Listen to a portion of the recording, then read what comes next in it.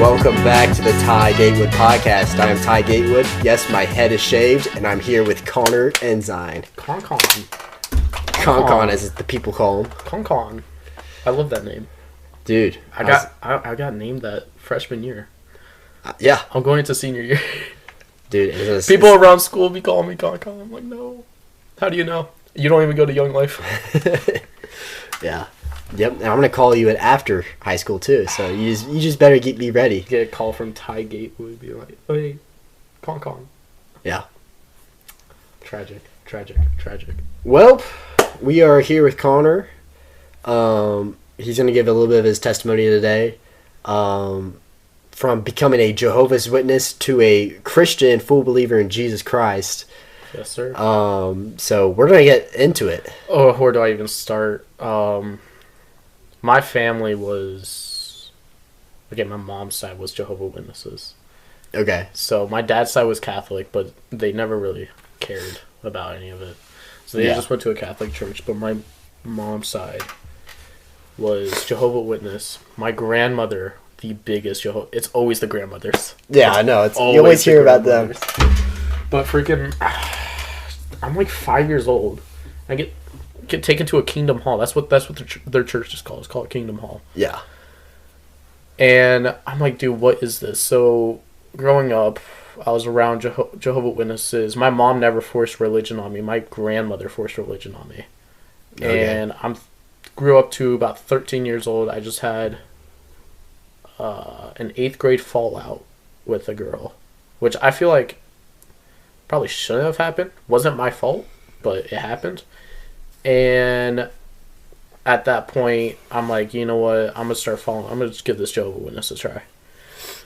Call my grandmother. My grandmother is like freaking going through a therapy session, man. I hated talking about my emotions, but my grandmother knew how to talk to me.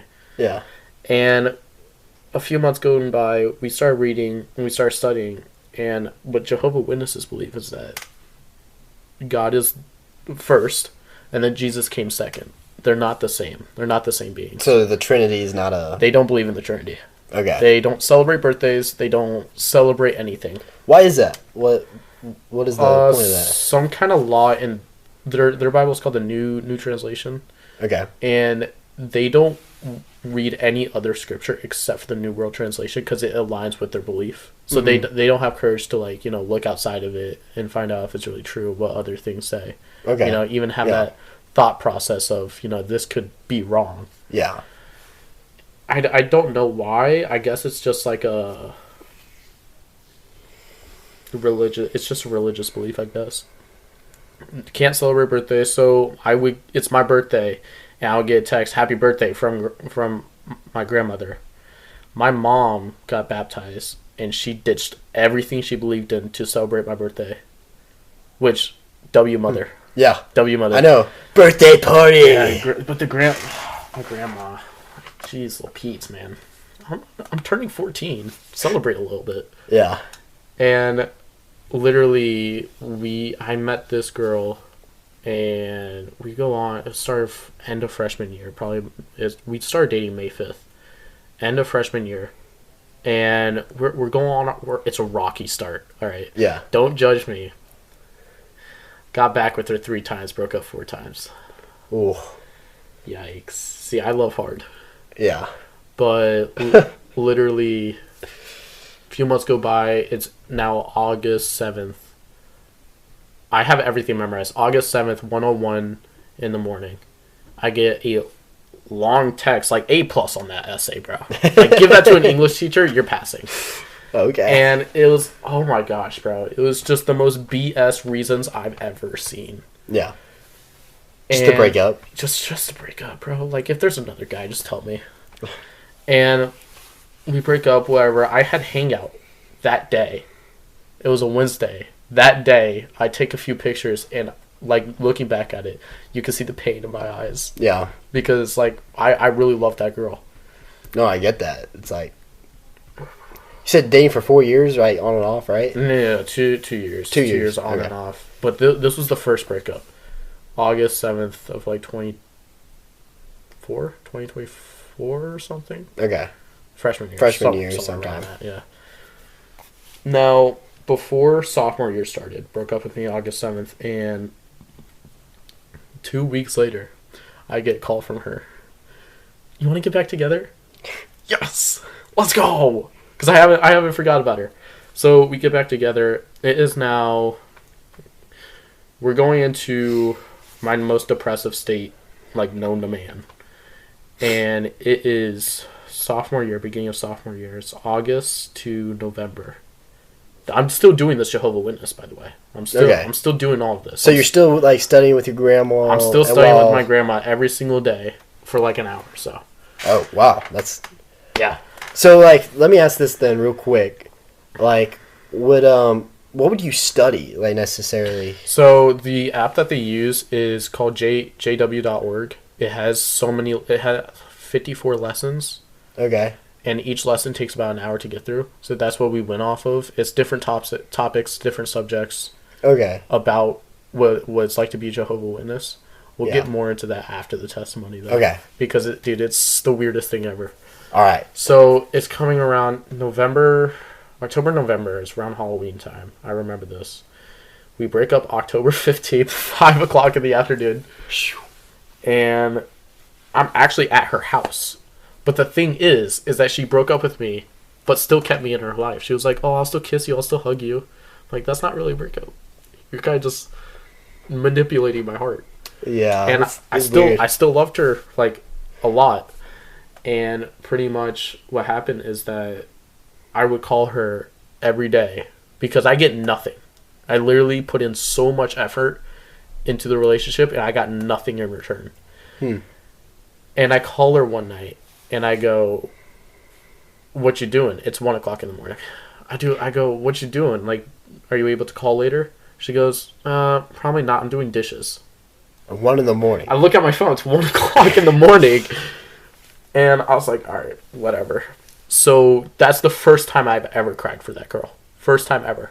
So okay. a single tear just falls down from my eye. Mm-hmm. And I reach out my hand, and I was never happy reading the Jehovah Witnesses. I was never happy reading the new translation. I was never happy doing all this. You know, when you read the Bible, you get happier. You start following it. Yeah. You naturally strive away from the sins.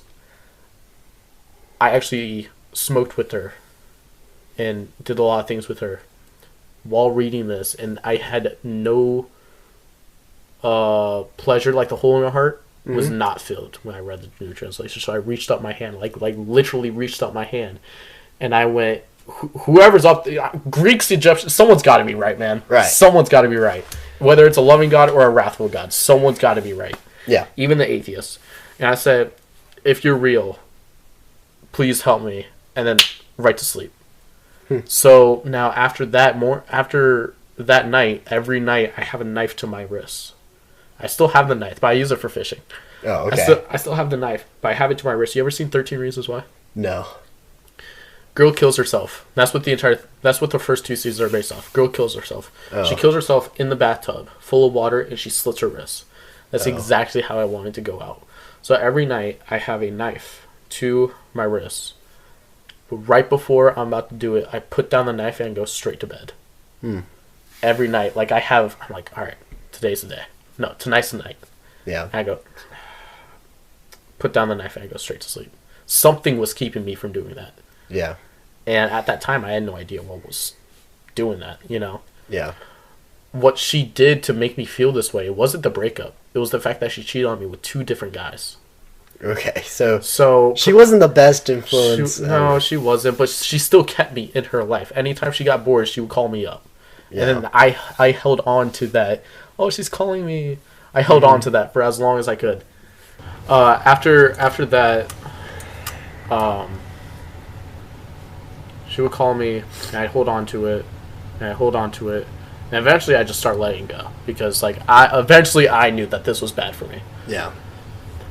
Coming December, I just got a PC, and I'm playing a game called Dead by Daylight all night long. I'm freaking, oh my gosh, my eyes, the eye bags are crazy. Yeah. But all night long, I was playing this game with a girl space friend, and her name was Raina. She's really sweet, but she lives in Florida. Yeah. Not relevant, but might as well. Okay. And random girl. I tell her literally everything that happened, and I look down at my phone and I see 2 missed calls from her.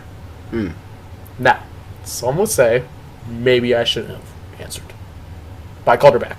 Okay. So things start rolling again. Still haven't found Jesus, but I knew something was there.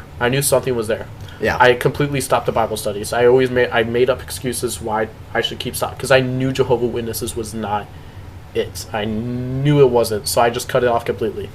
Yeah. Because I feel like it's better to not worship a god than, or not worship. Frick. I feel like it's better to not worship a false god than to not worship a god at all. Yeah. Dude, that's like true. Yeah. Jesus even says, I'd rather you not be like halfway in between, but like completely away from me, or be completely with me. You know. You're either on one side of the fence or the other. Yeah. And I chose not to be on the fence, but the devil's side of the fence. Yeah. Completely cut out everything that I used to do. So, everything starts rolling again after I called her back. It was after New Year's. Everything just starts rolling again until February. Like, these relationships are not lasting, bro. Yeah.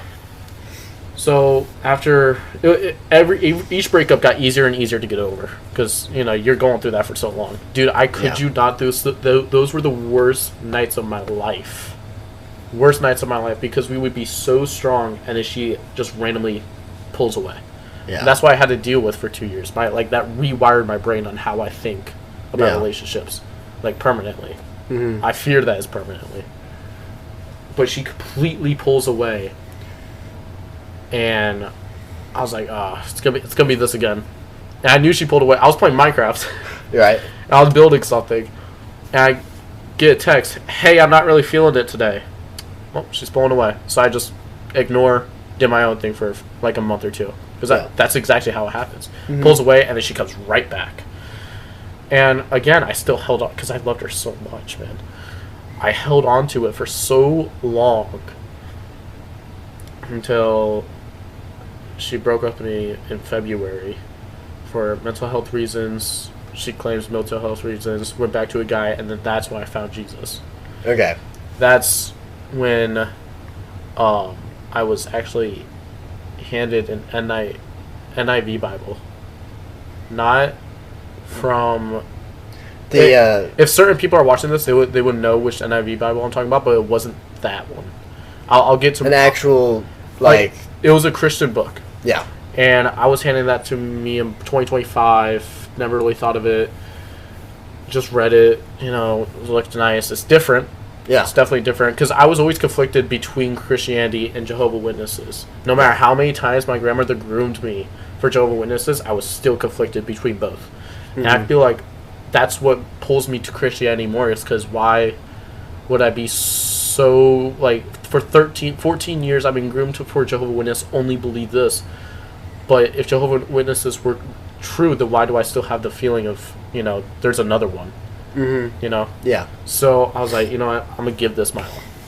So I do Christianity, and that's when I found out, I got happier. Mm-hmm. I got happier, the whole of my heart was gone, everything, until get a call from Coda. Okay. And it all repeats, but this one was actually for a year. So it wasn't bad. Wasn't bad. Bad. She didn't go off to another guy, though. Yeah. So we'll go on for another year, and that year was probably the best year with her ever. Okay. Because we grew up a little bit. I was 16. We were both 16. So around sophomore year. End of sophomore year, beginning of junior. Yeah. Somewhere around there. We're doing really good. We were solid. But I realized that the closer I get to Coda, the further I get away from God. Mm-hmm. But Coda felt so good. Her love felt so good that I didn't think God could fulfill that. Yeah. And we go on for about a year. She breaks up with me again. I'm playing Rainbow Six Siege. It's about 9 o'clock at night. And I get a call. And I'm playing with one of my buddies. And I get a call. By the way, I slam in Siege. Oh, yeah? I slam. Dude. I used to. I'm washed. I went over to Harry's house and we played it for a little bit. I was like, yo, this is low-key dope. I'm washed. Yeah. But I'm playing the game, and I get a call from her, and she's like crying. I'm like, what did she do? Or what did her family do? Because she had a bad family. Yeah. And she goes, we have to break up. Oh, gosh. Because we were going so good for a year that I actually started like sobbing. Mm-hmm. So this is the first time I sobbed for her. Yeah. And I'm like crying, like, oh, why, you know, I hope you feel better, blah, blah, blah, and maybe another life. And we break up for about, actually, this was the final breakup. If I have this right. Yeah. This was the final breakup. Fourth breakup. Yes. This was the final breakup. And I'm like actually sobbing for her. A year of holding on to that. I mean, she never even pulled away. Mm-hmm. So I thought it was gonna be different this time. But she broke up with me again, and the moment she broke, because 2 days before she broke up with me, I prayed to God, because there was still a hole in my heart when every time I was with her, I prayed to God, take something out of my life that is holding me back from you. 2 days later, she breaks up with me. Yeah. I was like, I'm sorry, what? Huh. You know, I didn't expect you to rip the bandage like that. Just like that, yeah. Just like that. And I was like, all right, that's cool. So I give God literally my all. 2 weeks later, I get baptized. Mm-hmm. And ever since then, it's just like, Coda's trying to contact me here and there. I text her sister, tell Coda not to contact me ever again. Yeah. Because I don't want to relive that. And then with my sarcasm, I said, much love. Okay, buddy boy. But that's pretty much how I found God. Jehovah Witnesses. Let's get into Jehovah Witnesses. Jehovah Witness stuff? Yeah. Dude, I have so many questions about that. But yeah, so basically, though, just to do an overview, like, you're trying to find something within the Jehovah Witness realm.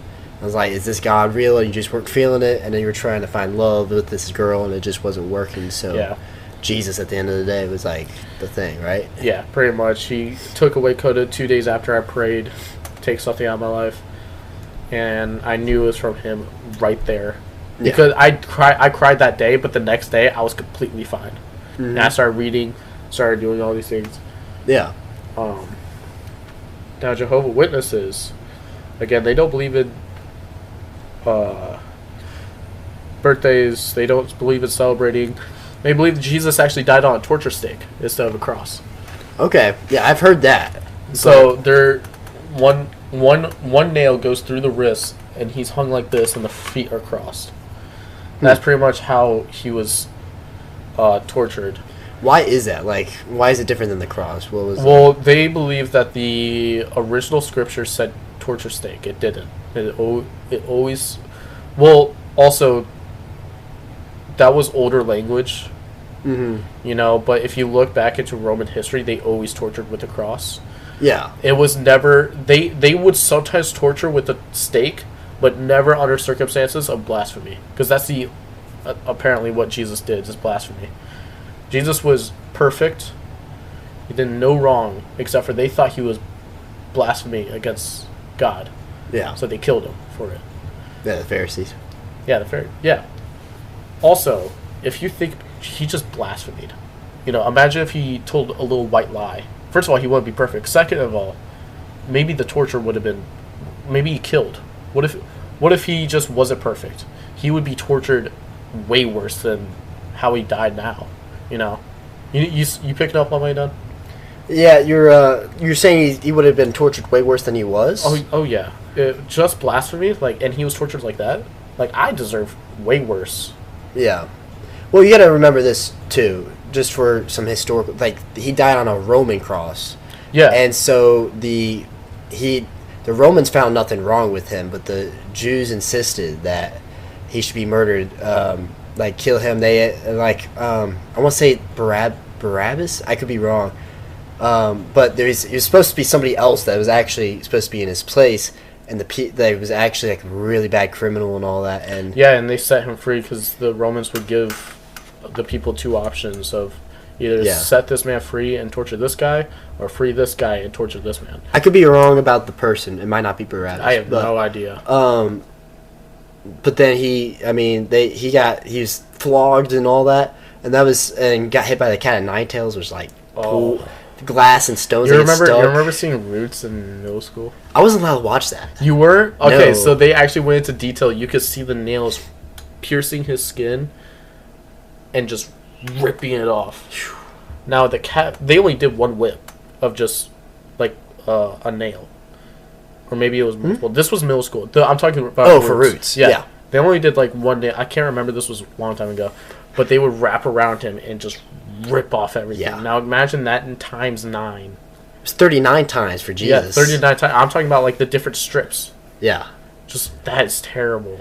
Yeah, and then after that, he has to carry a cross over his base. I think it was like a mile or so up onto Calvary, this huge heavy thing, and then some believe that it was actually the cross wasn't fully built together.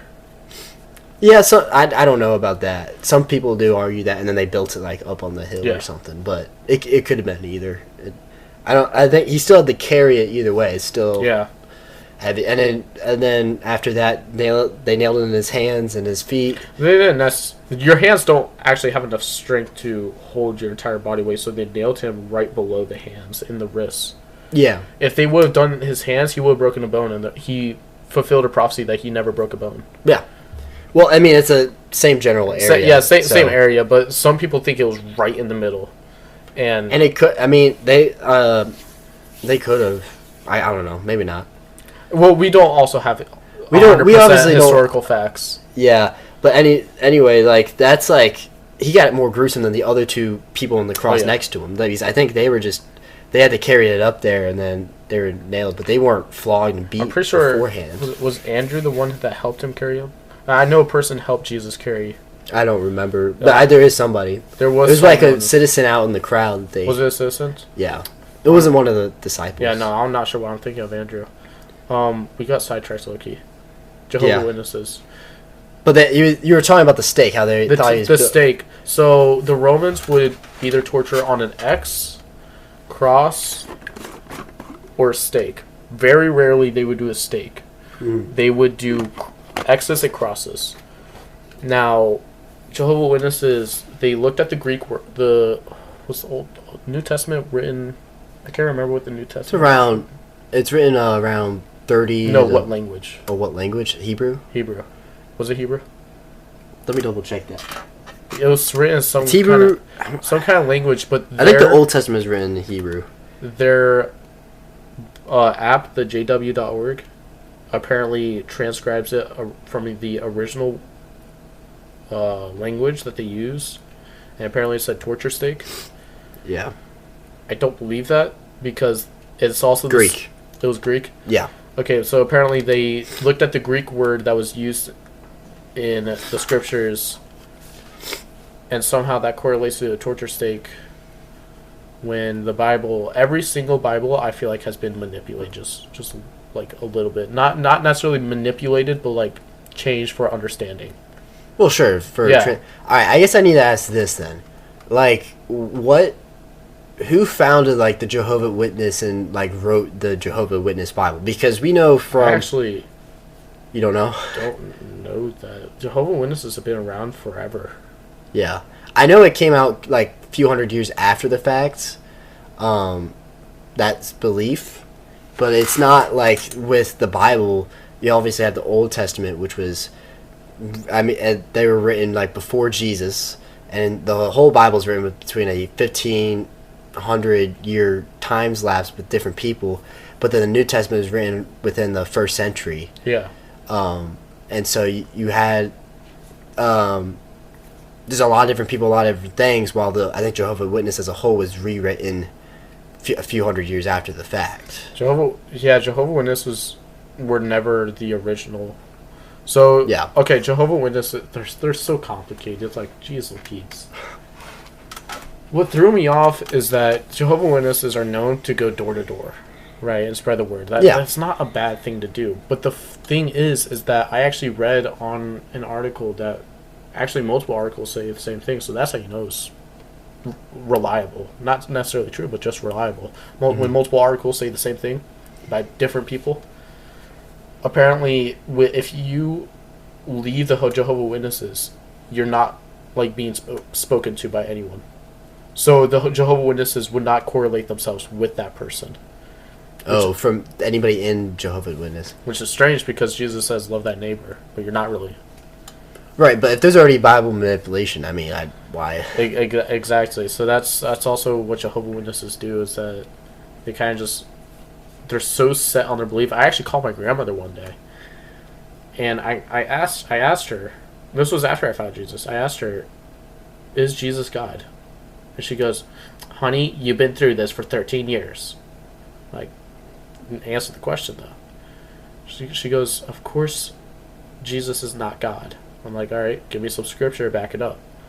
She brings up the fact that Jesus was praying on a mountain. If she said, if Jesus is God, then who is he praying to? Yeah. And I tried to defend my fact, but she was like, no, I don't want to hear any of these lies from the devil. Immediately stops and hangs up on me. Which I feel like, if you're a true Christian, you should at least hear them out and not shut them down. Yeah, testing of the spirit. Exactly. But yeah, that's so interesting to me, how they almost isolate themselves from anybody else and to what everybody else believes. They actually share the word so that the analogy of someone leaving, and they actually isolate the person that leaves. No one talks to them. Apart, it's called the Kingdom Hall of the churches. The churches do not talk to them, no matter what. They just don't talk to them, and that's what's so confusing about the Jehovah's Witnesses. Is that first of all, I'm so glad that I left.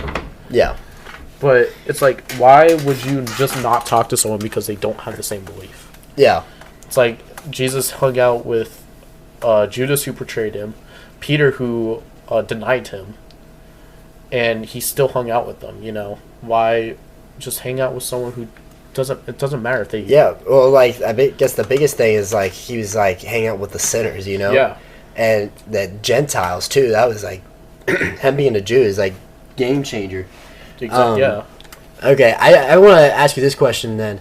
Because you just went to the summer camp with the Navigator, how was your involvement with the Navigators and stuff? Because... how did that do anything with you getting saved? So much. Anytime I wasn't with Coda, I'd actually go to Navigators, and I could see their light on so many people. I could see their happiness. Everyone's unique in their own way, and I could point out, but yeah, this person really shines at this, but this person really shines at this, and I could just see Jesus in literally everyone. Yeah. But every time I went straight to Coda, Navigators never existed to me. No, that's why I went and ghosted for a month or two, just because I was with Coda. And she kind of took everything away from me.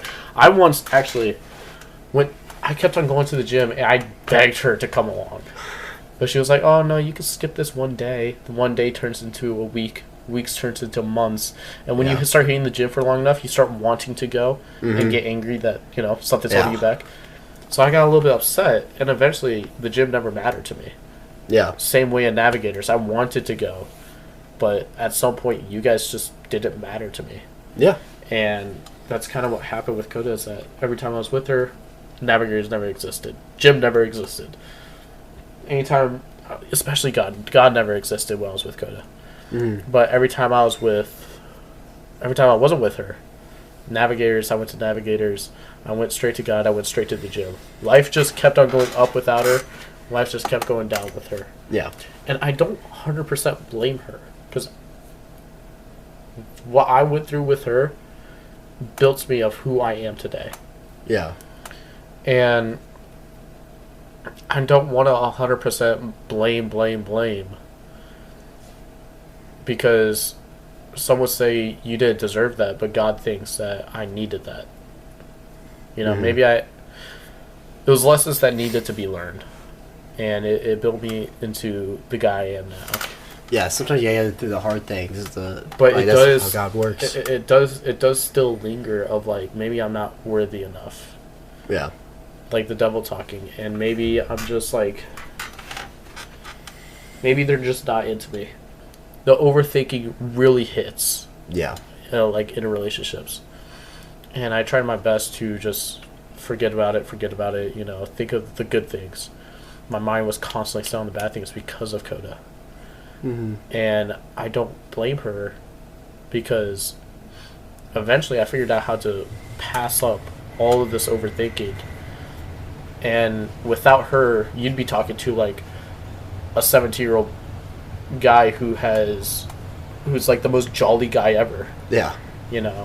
And it's good to be jolly, but maturity is also a thing. Mm-hmm. Without her, I wouldn't have matured the way I am. Well, I think that's just growing up in life. It takes time to mature, and it does. That's why I said, she was a lesson that needed to be learned. Yeah.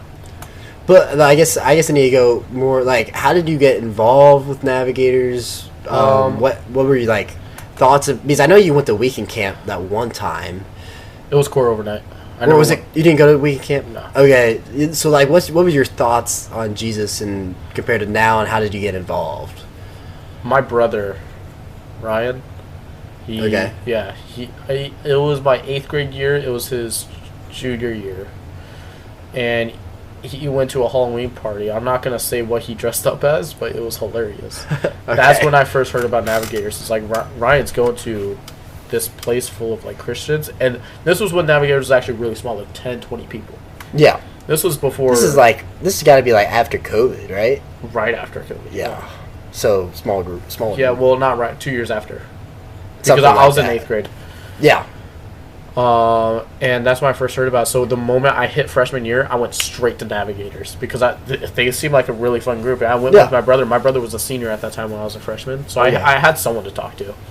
But that's where most of my friendships was built. Mm-hmm. That's where I first heard about Jesus. That's when I was conflicted about Jehovah's Witnesses. Yeah, that's when I was, because before Navigators, I was so set on Jehovah's Witnesses, so set on it.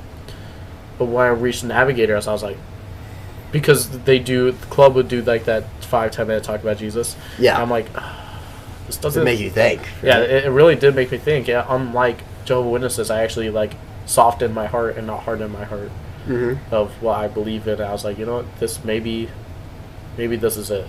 It took me about 2 years to realize that Jesus was the way. Yeah. But I'm actually really grateful for Navigators. Yeah, and so then when you got, like, you obviously went on and off with this girl, but then you, like, I guess you'd also be on and off with Navigators, like, in between that time? Yeah, when I went with Coda, Navigators never existed. So I just stopped going. Yeah. And that destroyed me inside. I was so destroyed with her. Mm-hmm. Like, mentally destroyed. Yeah. It was so mentally draining trying to keep up with her. Because she was just here. And I was like, just slow down, first of all. You don't, like, going to guide, you know how breaking it is to see her go guide to guy. Yeah. It was so, because you love that girl so much. Yeah. It was terrible. But when I found Navigators after the 4th breakup, I started going to Navigators like constantly. I fell in love with Jesus. And I was just like, this is my place. So then, after that last breakup, you found Jesus. Can you go more in the depth of like how you found Jesus, or was there like how did that happen? Yeah. Well, I differentiated Jehovah's Witnesses and Christianity. Well, Jehovah's Witnesses are also a form of Christianity. It's the same story, just big things are changed. It has the same concept. Jesus came down, freed us from our sins. It's not like the Quran of like Muslims. It's the same story, just really big things are changed. Yeah. That really changes religion. Because you change one thing about Jesus, you created a whole new God that you're worshiping. Yeah. That's what they did. Well, how I differentiated it was I go to Navs, I see, all these people are so in love with Jesus, but I don't see anyone in love with Jehovah. And I was like, maybe I'm starting to lean over here, man. Yeah. And I differentiated it after Coda because I reached out my hand, single tear fell, and someone saved me. Someone saved me. That's when I really started thinking about Christianity. Yeah. Was that like, did you have a feeling, or is like, did you pray a prayer to God? I just knew. Like, you just knew? I just knew. Yeah. Like, I just knew it was Jesus. I guess I would say I just knew the entire time. Yeah. I was just never that open to it. So, yeah, so I guess this girl was just like the thing blocking the door, just fully because you got all the talks from navigators and you knew who Jesus was. You just weren't willing to give your life to him that way. Okay. I thought it was too much of a sacrifice. Yeah. I had to give up everything until I realized that this guy gave up his life for me. So the least I could do is give him my life. Mm-hmm. That's awesome. I didn't really care for my life. I hated myself for years and years. Actually, a few months ago, I still hated my life. Yeah. Until I gave it to someone who actually cared. You know. Yeah. And that's what really saved me. Yeah. So when you were saved more recently, like how many? It's been a few months. Beginning of 2026. So January-ish. Okay. Around there, because she broke up with me probably sometime this year, honestly. Yeah. First 2 times I remember, last times I just completely forgot. She's out of sight, out of mind, so I just completely forget. But I still hated myself, like this year, a few months ago. Yeah. But my question with that is, how is like following Jesus looked like now? Now? Like, yeah. Since you've been saved, like how is it different? How I actually, you been doing? After I got baptized, I actually didn't follow Jesus. Really? I actually, because Keegan got baptized, and then that's when everything started going downhill for me. Okay. Keegan had no involvement. I was just there, and that's just the day I just stopped, like everything. I didn't go back to my old ways. I just stopped reading and stopped doing all these things, stopped praying. You know, faith isn't just a straight line. It's a up, down, sometimes really down, and sometimes like all the way up. Yeah. I was just all the way down. And to be honest, I'm feeling that right now. I'm just kind of... Just low? You know, I'll just do my own thing, you know. Mm-hmm. And I know that's not a bad thing, or it is a bad thing. I know it's a bad thing. But right now, I want to, I just can't. You know? Yeah. That's how I felt after I got baptized. I wanted to, but I just couldn't. Because all the weight and the guilt of sin starts weighing me down. Because the closer you get to Jesus, the harder the sins pull. Yeah. The harder the devil tries to tell you back. And that's just how it's going to work. It's just going to be a constant battle. And Ephesians actually say put on the full armor of God. And he talks about like chest plate, helmet. He talks about all of it. I tried for so long, but it just didn't work. And I think right now the devil has a grasp on me. I'm not going to lie. Yeah. All right, I want to ask you this question then. On a scale of 1 to 10, like, where will you be at if it's 10 being like I have a 100% chance of going to heaven, to like 1 being like I'm going to hell, or like? I think I'm still at a 10. 10. Because yes, Jesus died for everything. I know the analogy you're talking about. Yeah. Okay. Jesus died for everything. But how confident I am that I'm following Jesus right now? 4. Okay. I know I'm saved, but knowing that and knowing what I should do, I just feel so way down. And it's like, you know what, like I know what I need to do. I just don't have the strength to do it. Yeah. I only brought that up because like some of the stuff you were talking about, it's like, well, you are still saved through grace and grace alone, you know. And that, but like following Jesus is a hard thing to do, you know. It's not easy. When he says you got to deny yourself, take up your cross daily and follow me, like just denying yourself is already hard enough, but then taking up that cross, that heavy cross, it's a hard thing to do, you know. For right now, it's just I feel lost. I feel just cooked in general. Yeah. Just like not feeling God, or like what do you mean by that? I feel him every time a worship song comes on, I just skip it. Like I just don't have the strength to worship because I'm so weighed down by my sins that I know he's already forgiven me. It's just I can't forgive myself. I can't forgive myself of what I've done. Yeah. You know. And Jesus says forgive others, but he also talks about forgive yourself. And that's just something I can't do. Yeah. It's difficult for me to do that. Well, there is grace for you, Yeah. God is like with God giving your if you go fully into him, he takes that burden. He took that on the cross. You know what I mean? But I can sympathize a little bit. I've been a Christian now. I rededicated myself back in 2022, and I've had these up and valleys. It's been years. You know what I mean? And so if I go to church camp or something, really high moments, and I'll come back and I'll sometimes be fine for a little bit, and then you go back down. Those camp highs. You know what I mean? And sometimes you could feel them and stuff, but this last year, just to go, I'm not going to go into specifically of what exactly happened, but I was depressed, going into junior year, just basically I guess I was friends with a lot of the seniors the year before, and so them being gone, and then all my friends having college classes and stuff, and I'm stuck in high school with all these goofy freshmen. You did take early college? I did not, bro.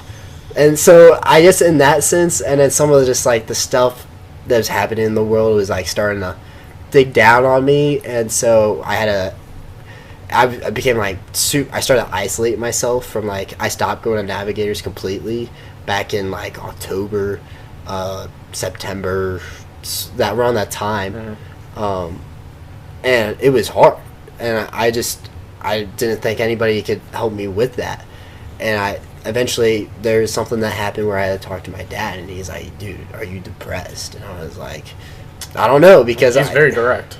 Yeah. Well, it was a hard situation.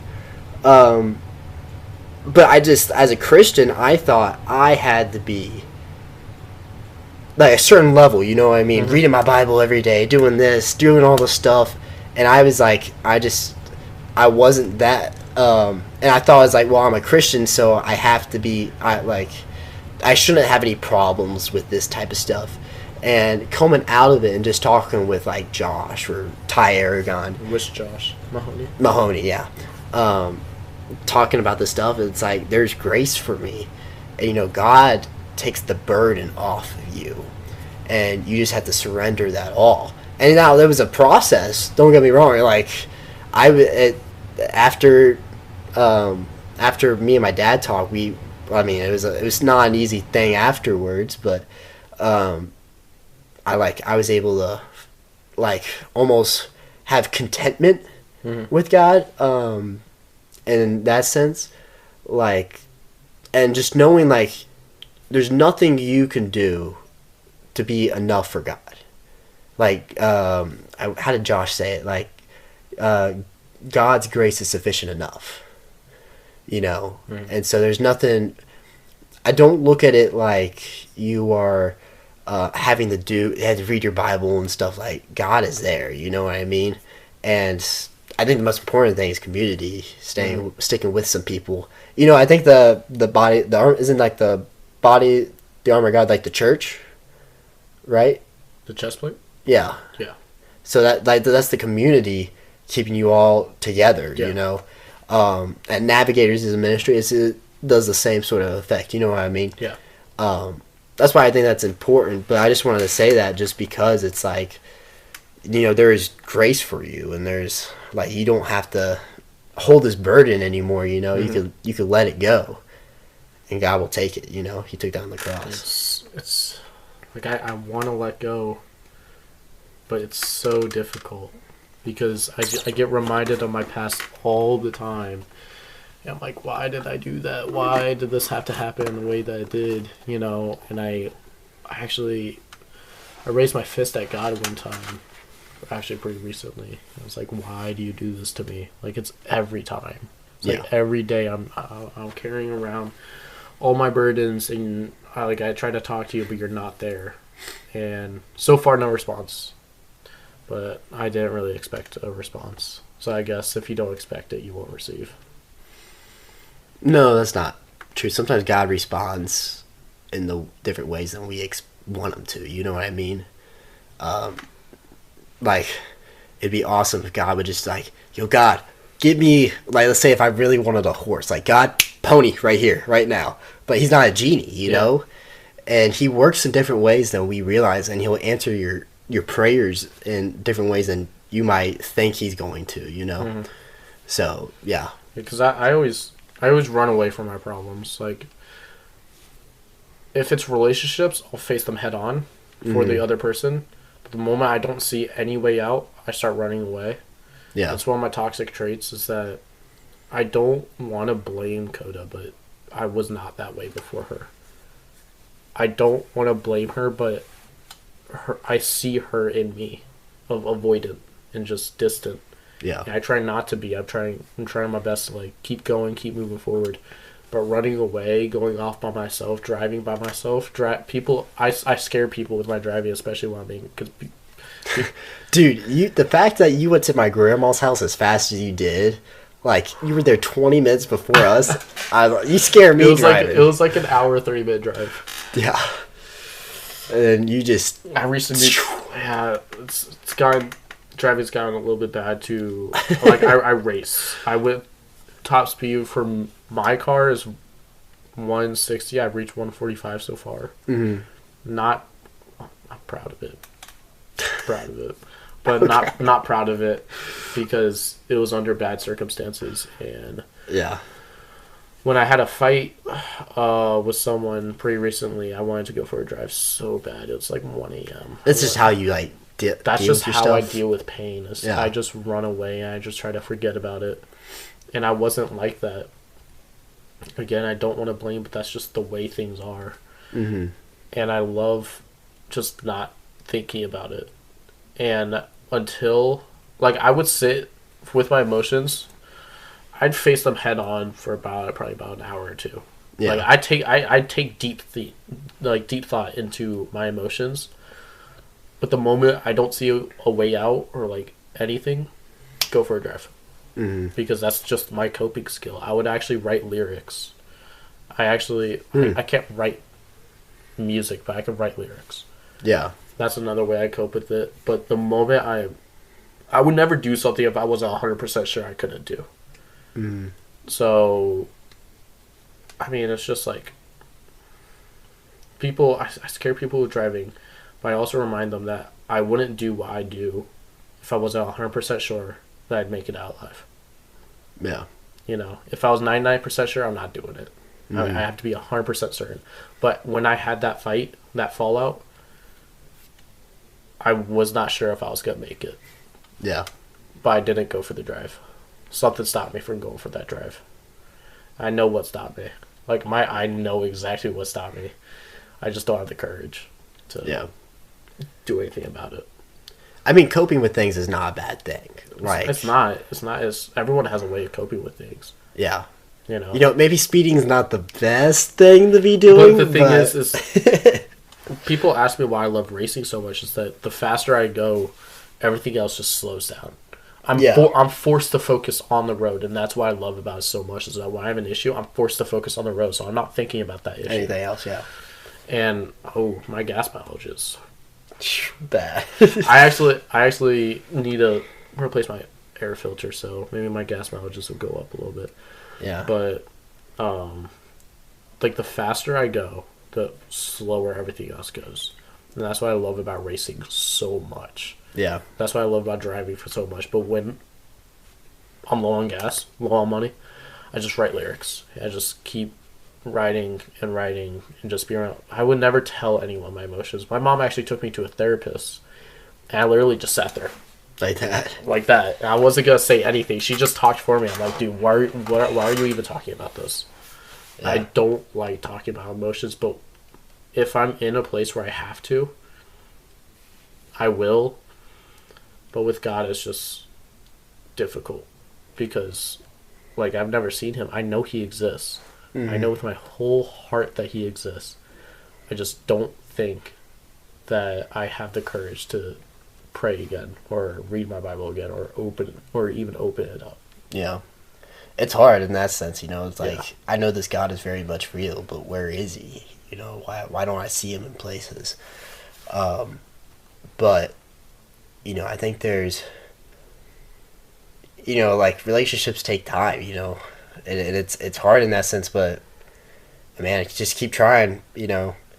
It is, I mean, God is going to work in some way. I know somehow, like, we'll figure this out, you know what I mean? Yeah. And what weighs me down even more is that, you know, I'm reminded of my past, but it's also a reminder of, maybe I shouldn't have said this. Maybe I should have done that. It's the thoughts. Everyone thinks they're fine until they're alone in the night and all they could do about is think. Mm-hmm. And that's when the real struggle hits. Is that every night I sit there, you know, just thinking about my past and what I could have done differently.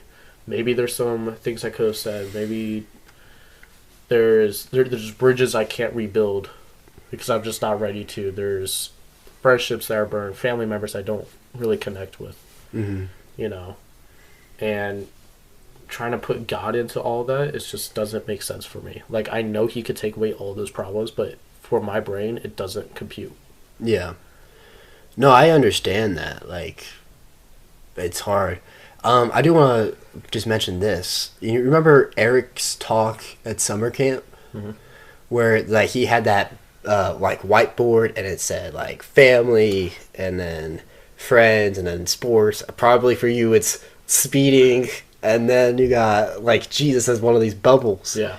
And it's hard to mix him in when it's like all these other things are priority. But if you look at it this way, like, if you put Jesus as the center of your life, you know, like how they did, and then everything else, like, goes on top of that, then this stuff's not going to be hard, you know? My brain also thinks there's a requirement.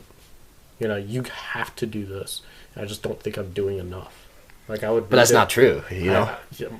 I know that. I don't think my brain knows that. Right.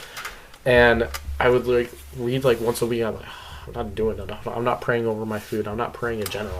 Yeah. You know, it's like, why would God choose me? You know? Maybe that's, like, the Spirit just trying to be like, yo, just, like, I want to hear from you, you know? Yeah. You know, you wouldn't be compelled to do any of those things if you didn't have the Holy Spirit in you. And that's just, God's like, I want to have this relationship with you. Yeah. You know? Because when I pray, I talk to him like I'm talking to you. Yeah. The Bible says... That's how I pray a lot of times, too. The Bible says pray like this, and it gives an example of, like, the popular prayer, Heavenly Father, who hallowed be then... Yeah. It also says don't repeat the prayers. So, that's where, honestly, religion... I don't really go to churches, because they do the same prayer over and over and over. It's like, dude, Jesus specifically says not to do this, or you'll be a hypocrite. Right. And I literally talked to him. I've raised my fist at him. I've cursed at him. Like, I have a fear for God, but when I'm like mad, it actually takes a lot for me to get, like, mad or, like, upset or, like, you know what I mean? Yeah. I got so upset that I just started cursing at him. I started raging, and I keep on. And this all happens at like 1 a.m. At the same time every time. And I fall asleep. Next day, do it again, and it's just like, you know, when. Like, I just went through a lesson over summer camp, and it's like, when are these lessons enough?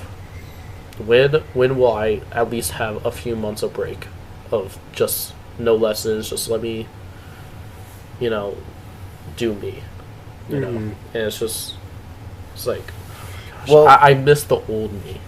Yeah, you back in the good old days, same grade. Good old days, yeah. You just, what I think, like, for me personally, is like, I had to give up my desires and give up my the stuff I wanted to do. And that's like it says, like, if you want to be a follower of me, you gotta deny yourself. Yeah. Deny those thoughts. That's like the devil speaking to you, where it's like you have to do so much, you gotta do that. Deny that, because that's not true. That's not what Jesus says is true.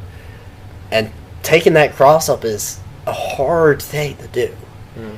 It's this journey. And in Acts, it says, like, Paul was speaking of, like, my only goal is to finish the race of testifying the good news of God's grace.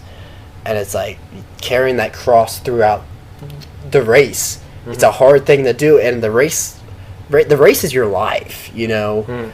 Like, it's a hard thing to do for a lifetime commitment, you know. But there's so much fruit, and there's so much power, and maybe not. Well, yeah, there is power, but it's a better word. Like, fulfillment in what Jesus does, and you'll have more fulfillment in your life, you know. Yeah. Actually, one night, I come home, it's like 11 o'clock at night. I'm chilling in my car, same as my brother. So I park right next to him in the driveway. He gets out of his car, I get out of my car. He's like, put your stuff down real quick. Okay.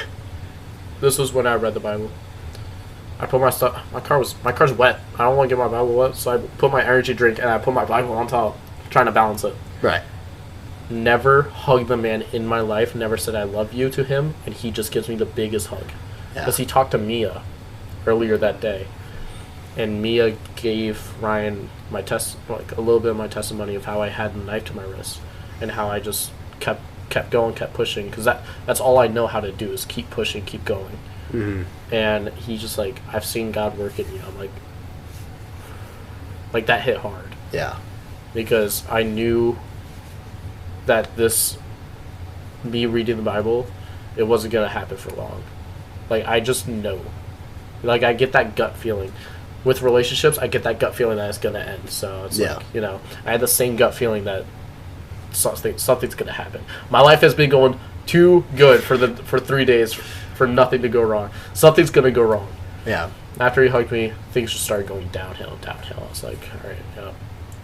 It's like, I don't want to give up, but giving up seems like a really good option, but I really don't want to. Yeah, it seems convenient, you know? Yeah. Like, convenient to just not do anything. Just give up. I mean, like, what's the point of life? But, you know. After those nights of a knife against my wrist, I never had suicidal thoughts. I literally never have. Like, it would never come across my mind ever again. Yeah. First of all, don't want to hurt myself. That's just painful. I don't know how old me did it. You know, I don't know how old me had the guts to do it. Yeah. That's just painful. I would never do that ever again. Like, it's never come across. I just give up as in just drive away and just forget everything else. Maybe just start over. You know, that's the type of give up I'm talking about. But just starting over. Just starting over. Yeah, I mean, sometimes that's what you need to do. Is just like, let's restart. God, let's go. Let's try this journey. I do want to, like, this is something I did back in the day. When I say back in the day, like a few years ago. Yeah, you're old. But yeah, I'm Unc, as the kids call me. But reading my Bible every day, that was like, because I grew up in church and all that. Like, grew up Baptist basically, and now I'm non-denominational. So like, I never really read the Bible, and it took like, you're supposed to read the Bible. Like, that's what my parents would be like, yo, go read your Bible, and I would go, and like, it's like I'm reading, and I'm like, oop, I'm done. I finished that. I just finished the Book of Acts. I definitely read that. Yeah. But what it took me after some time is like, I want to actually read this thing for real. And so I had to set an alarm each night. It's like, all right, I don't care what I'm doing. I'm going to go and I'm going to go read it or something. And just what I had to do is start creating a routine, you know. Now, not sometimes routines are bad. Like, you don't want to be, like you said earlier, don't do the same prayer over and over again. But somewhat of a routine would be like, okay, this will at least get me a starting point. Yeah, some people have you know? a routine of like, this is where my quiet time is. You know? Yeah. yeah, just like, you know what, I'm gonna spend some time with God right now in this moment, each time of the day. Yeah. And that's what I ended up doing with that, and I still do that. Like different times of the day now, because life has changed years to come. But yeah, I mean, maybe try that. Like, I'm gonna at least try to, even if it's like I could read the first word on the page. Yeah. You know what I mean? I know. It doesn't like. I don't really focus on chapters. I just focus on Verses. Really, like I think I'm really good with, because I was groomed for 14 years. So I have a lot of knowledge on the Bible. I just don't do it. Just don't do it. Like, not currently, not right now. I think there's good stuff and bad stuff. Like do it. Like if you read a Proverbs or Psalms or something. Yeah. Like especially Proverbs, where it's just Proverbs like so good. The book of wisdom, and each verse is literally its own little thing. Like that. It makes me want to highlight the entire book, but I right. But like that type of stuff is like, all right, that's valid. But sometimes it's like, if you just read not even the full chapter, like sometimes they divide it into like my Bible has subheadings within the chapter, and sometimes I'll do that sometimes if I can't read a full chapter. My Bible has that too. But like just reading the story, and then it'll be like, yo, God, what were you doing in this little story? Yeah. You know what I mean? But yeah, man, I'll be praying for you about that. I do want to ask about your brother though. I didn't know you had a brother. You did? First of all, no. You said your brother. I was like, yo, bro, my brother had so much aura. I'm not. But before I came along to Young Life, he was like the most popular guy. Really? So what does he do? Does he do Young Life or Navigators? He leads. He leads. Some kind of college, NKU or he does college life. Yeah. Okay. But he leads. He was actually there at summer camp. For real? Yeah, I talked to him a few times. Huh. He has a tattoo like on his shoulder. On his shoulder. And he has a tattoo on his forearm.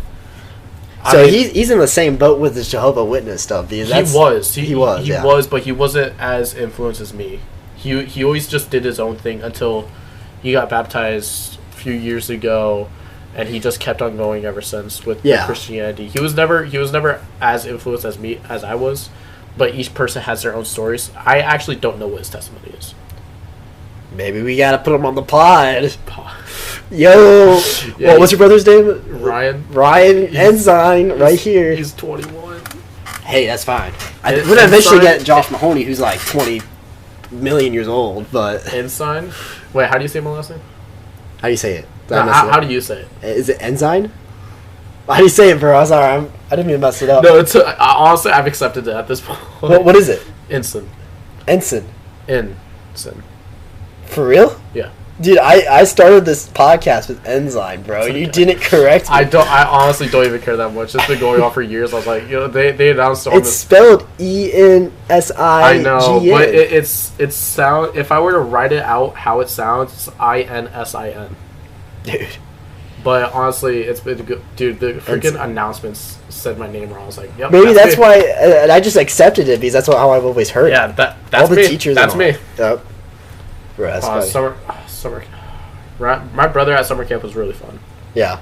What part of his work crew was he doing, like launching stuff or? Yeah, he's work crew. He like sets up the activities. Okay. Yeah. That's sick. I never asked him how summer camp went for him. My summer camp was pretty fun. Yeah. What was like favorite activity? Actually, I take that back. There's gonna be people watching. We can't spoil it for them. You're right. I will say, my favorite day, I can't say activity, my favorite day was when we all wore bright colors. Okay. Yeah. That was a dope night. I'm not The night was crazy. I loved that night. Yeah. If you want to see more about what we did, watch the oh my gosh, camp video I made. Bro, I'm peeling it right back. Oh my gosh. Bro. I'm like a lizard. Gross. Dude, is it bad? Yeah. It's a little gross. Yikes. Well, thank you for being on. You got anything else you want to go talk about, or? Let's see, we covered testimony, Jehovah Witnesses, my current state, summer camp. What was your favorite day? What's summer camp? Ooh. This is the problem with me. See, it's all about me. What about you? I enjoy all of it. Like, I think there's one activity, which I guess I could say, because it was the Gladiator Day. I did not like that. I hated that, bro. I was like, what's the point? And all I got was 5-mile walk. Yeah. That's all I got. Well, like, especially, like, if I were to play the game, it might have been a different story, but, like... Watching it was kind of boring. You couldn't even see it because of the amount of people around. It was kind of boring. That was, like, I think that was my low of the week, but I enjoyed everything else. My favorite thing we did. Oh, also Gladiator Day. I can't say why, but that's when all my stress started. That's when all the stress started. But I know what you mean. Yeah, okay, continue I know yeah, but my favorite thing, I think it got better each and every day. Oh my gosh, can we please talk about the first day? Oh my gosh, bro. Like the activity? Or? Yes, dude. Oh my gosh, I did not expect that. Yeah. Dude, I put my shoe in there. I lift my foot. My shoe is gone. I have one shoe remaining. Dude. I was wearing my compression shirt. You know, I'm hitting the gym. My compression shirt actually, like, compressed on me. Yeah. I looked really good. Until after. Which, for you guys watching who haven't been, just say the first day is a fun day. That's all I'm going to say about it is fun. It's a crazy day. It's fun if you're fit, baby. Dude, Chris, so the year before, not this year, but Chris Samples with us, and he only brought, like, I want to say one pair of shoes. And there were sandals. Wait, I brought one pair of shoes. Really? Yeah. Well, he lost one of his sandals in the mud. Yeah, raps. And it was gone. Dude, you can low-key scavenger hunt for so many items in that. Dude, I was thinking, like, during free time, like, we should just go back there and just find and look for our stuff. Yeah. They're just in the dirt somewhere. They're just... Dude, my brother was there when that happened. Really? I didn't know he was there because it's pitch black. Yeah. I didn't know he was there. First of all, I saw that freaking mud. Yeah. I knew exactly what... Because I saw the net over it. I was like, oh my gosh. Like, are we serious? Why am I going through marine training for the first day? This is supposed to be a fun week. And they're testing my strength. Because every single activity, you're doing push-ups. Or at least the leaders were. Oh, yeah. Yeah. They're like, 5 push-ups.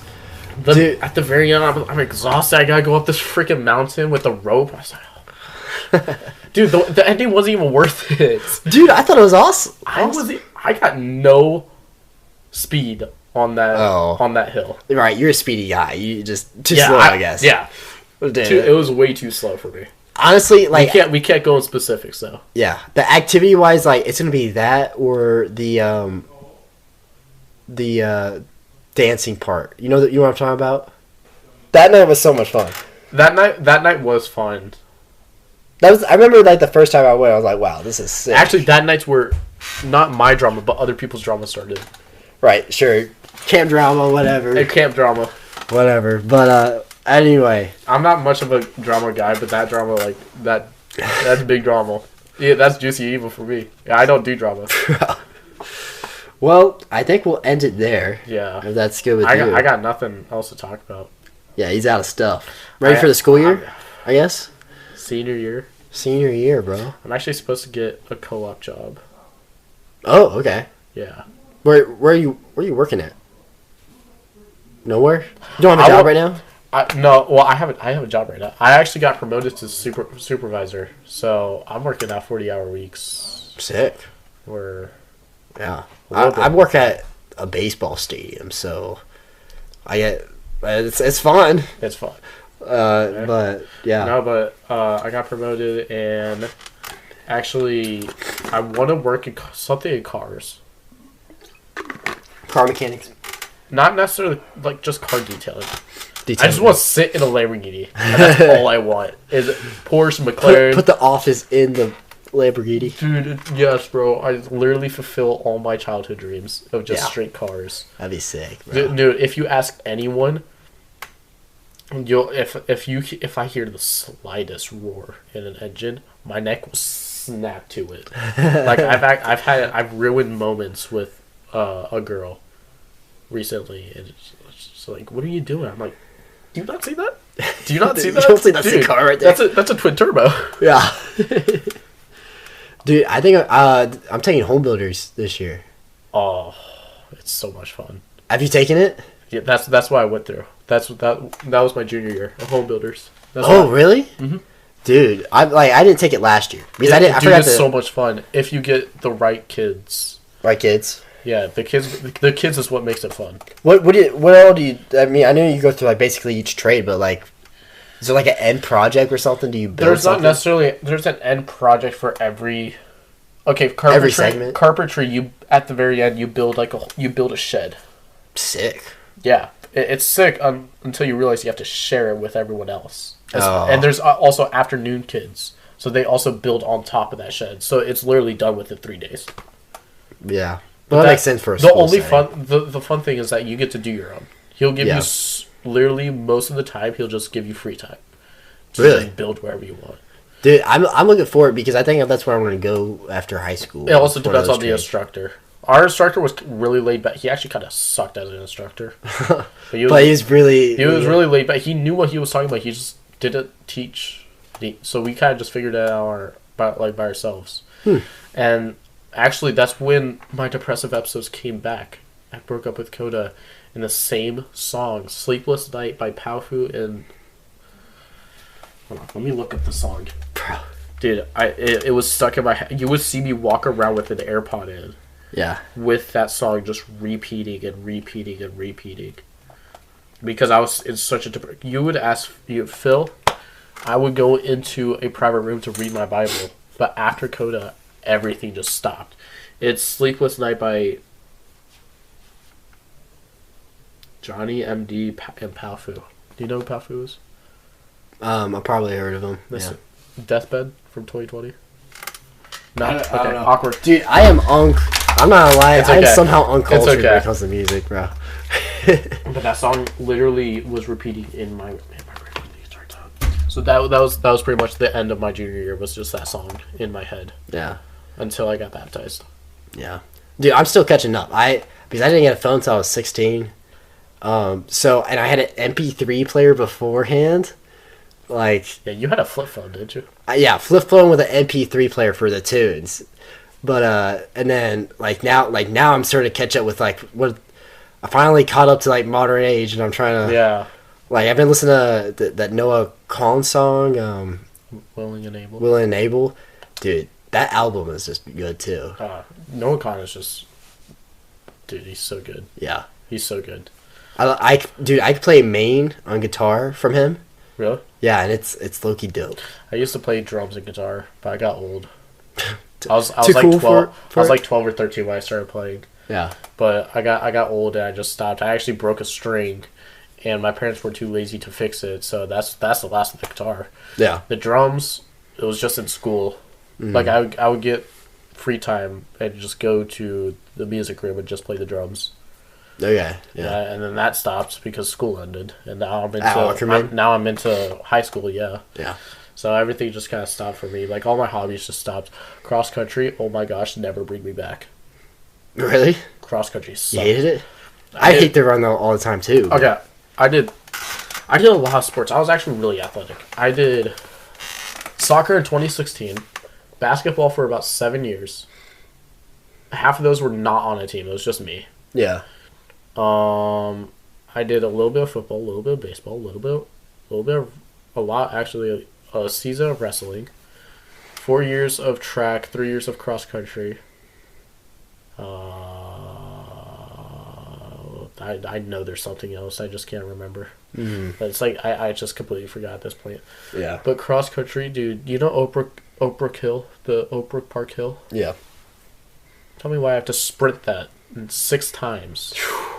6 times I have to sprint up that hill, because when you do cross country, it's all hills when you're doing races. Yeah. He's like, you gotta sprint those hills. I'm like, no, I'm not gonna do that. I personally would never do that.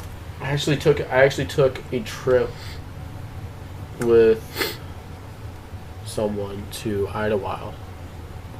Those hills are bad too. Oh my gosh, especially when you go in the woods, because I took her to inside the woods so I could show her the path. You go down and you go straight up. It was terrible. There's one on a farm about 4 hours down south. The worst hill known to man. Really? It wasn't a long hill, but it was just very... Dude, I had spikes on. So spikes, they have like these little needles inside. And depending if you're doing track, they're a little bit smaller. Cross country, they're like this big of just straight spikes. Like they're sharp, right? Yeah. They go on the front... They go on your front shoe. They're not cleats? They're not cleats. Okay. So they go on like pretty much your toe, because you're supposed to run on your toes, not your entire foot. You're supposed to run on your toes.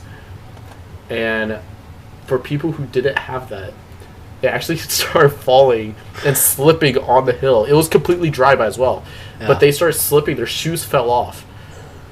That's how steep the hill was. They were literally like bear crawling up the hill. That's how steep it was. But because I had spikes, I was able to like push through it. Yeah. And that was the only race I actually had to. Yeah, I would. Dude, any race you put me in, I'll be like. Ooh. Dude, okay, I wasn't bad at cross country. Yeah. I was actually a really big runner. I ran a 5:40 mile. Wow, that's it.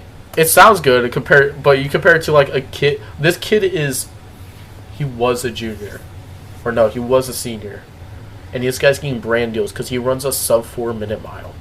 Goodness. Like, and this guy's only like 18. This guy's definitely going to Olympics. Dude, yeah. Some people are crazy. Yeah, I'm not that kind. I play volleyball and that's it. And you know what I mean? I was on JV volleyball. That's it. Which volleyball is fun, but it's not running around like that. Volleyball is fun. Although, also another reason why I quit doing sports, especially wrestling, they get so competitive. Yeah, you gotta deal with their egos. And it's like, bro, just chill out. It's just the. I get that. Come on, man. I do. To be honest, like I'm not that competitive person, but I'm not either. Like, okay, there's competitiveness. Like, there's a fun competitive. Yeah. Like I have an ego, but it's fun. You know, people know I'm joking. Yeah. Not when it comes to racing, but people know I'm joking. Right. But people know I'm racing, or people know I'm joking with my ego. That's why people just don't care for my ego, because they know I'm joking. I don't have an ego. Yeah. Compared to all the other guys who are like slams, you just all of this stuff, and I'm like, chill out.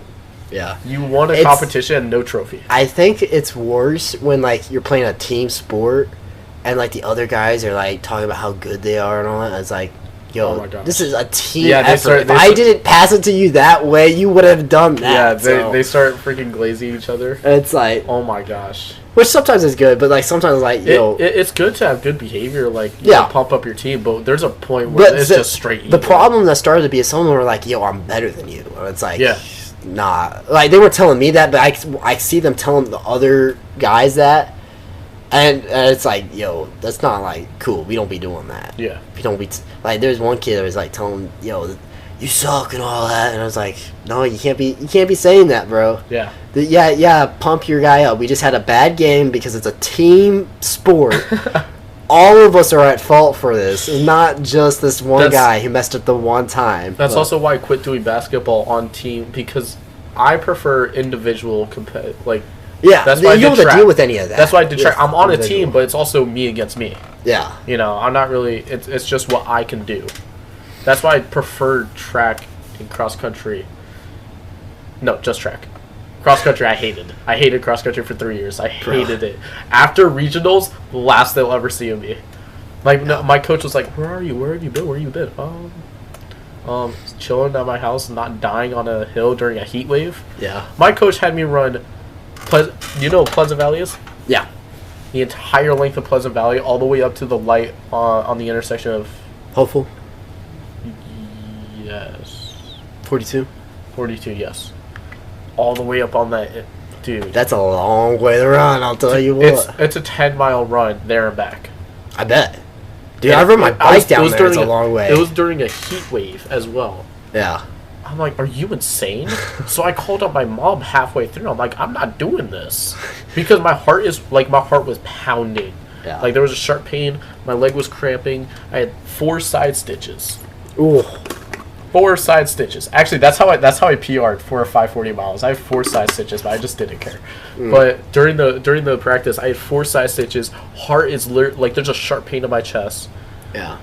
Maybe after all the energy drinks. But that might have been the problem. Maybe. My energy drink has not gone down, by the way. Yeah, I don't drink caffeine. Like, I just can't get into it. You can't? No. Dude, I don't drink soda or anything. Let me put you on. People here are like, yo, you want to try this Monster? Like, I try, like, it's okay. I don't even drink apple juice. I don't drink apple juice. Like, but people... Monster's gonna kill you. Monster's gonna kill you. As I see a cup of Joe in their hand. And that coffee has 400 milligrams. Monster has like 140. Max 200 milligrams of caffeine. I was like, it's not gonna kill no one. Now if I have 6 a day, which I used to have, dude. Like, no, work was terrible. I used to get like 12-hour weeks. Yeah. Terrible. First of all, terrible hours. Yeah. Second of all, I work only night shifts. So I'm downing these Monsters like it's beer, right? I went through 6 Monsters in 4 hours. Goodness. That went on for a few months until my boss realized I had an addiction and cut me off from it. Yeah. So I switched over to Rain. That's a little bit worse. What's that? I don't know if It's another energy drink, but it has electrolytes, but it has 300 milligrams of caffeine. Yeah. 3 of those a day. Plus racing. Dude, it's just to make you faster, I feel like. See? Yeah. And, dude, Keegan hates it when I drive. I ask him, yo, you want to ride? He's like, should I live or should I die? Yeah. It's like, all right, dude, I'm not that bad. I was wondering, there was the one night we were doing we started with the penny challenge, and we had to like bring the biggest best item or whatever.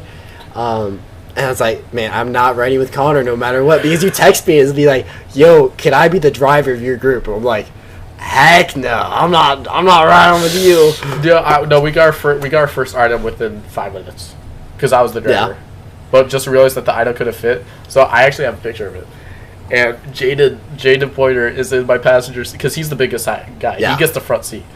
And this guy, this guy has a whole mini fridge in the front. I have a picture. That in 5 minutes? Oh yeah. For a penny? Oh yeah. In 5 minutes. That's because it was on the side of the road and Cam remembered it.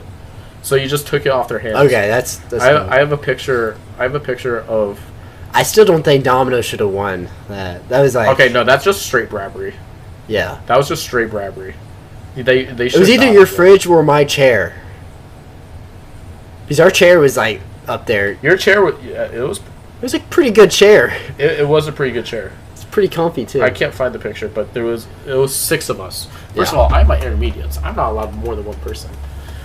So I'm risking my entire license. Should I even put this part in the podcast up online? Oh, it's fine. Okay. I have my full license now. Yeah. But there's 6 people in my car. I'm speeding, and Cam is like, I can't find the picture. There's a few pictures. But it's me doing this, and Cam is laying on everyone's lap with feet outside my window. So I had to roll down the window for Cam to fit. Bro. And every time a cop went by, I was like, roll up those windows real quick. Yeah. Because the back 2 are tinted, but the front 2 are they're not. Yeah. I'm going to get them tinted at some point. Obviously, the windshield is not tinted whatsoever. So I'm like, kind of just trying to block the line of sight of the cops so they don't see them. Jaden was obviously such a big guy that he naturally blocked them. But the thing is, this guy's holding a whole mini fridge in my car, in front of my car, because it won't fit in my trunk. Yeah. Eventually, we switched cars with Walker, and there was no point because that's all we got. Yeah. Like, we were just driving around just to drive around. Dude, we spent that whole time. We traded a penny for toilet paper. And I was trying to get but then we got toilet paper for the chair. Who is so down bad for toilet paper? Hold on, let me explain though. Where we were at, we were in Union. And did you go to Triple Crown? No, I was trying to go to my pastor's house because he used to be a navigator's leader back like in the 90s or whatever. Yeah. And I was like, so he knew the game. So I was like, yo, he's gonna give us something good for this penny. and he wasn't home. So we were going around the neighborhood, and I knew somebody else who lived there. Actually, the Mr. Proctor, our middle school. He's the one who gave me the toilet paper. Really? And then Noah Hauser knew, because he used to live in that neighborhood, and he knew somebody, and there's like a chair, so we were able to trade the toilet paper for a chair. But we could have got something bigger and better out of. But our mini fridge was nice. It was nice, but I'm telling you, if we could have gone to, and if my pastor was home, we would have gotten something even better. Do you remember last year's? I wasn't in it last year. Nick Sparrow. What did he get? A whole katana, like samurai katana. Oh, I heard about that. And it was a real blade as well. It wasn't fake. It was a real blade, and they started cutting stuff. And I was like, "Where'd you find that? What kind of person sells a penny for?" It's like, yeah. Well, that's crazy. Well, wrap it up. Let's wrap it up. Wrap it up. Thank you for being on. We've ended it with a prayer the last 2 episodes, so we'll just keep the tradition going, I guess. That's fine. And then we'll skedaddle from here. Awesome. All right. Dear God, I thank you for my friend Connor here today, that he's able to come here and just talk about his testimony and how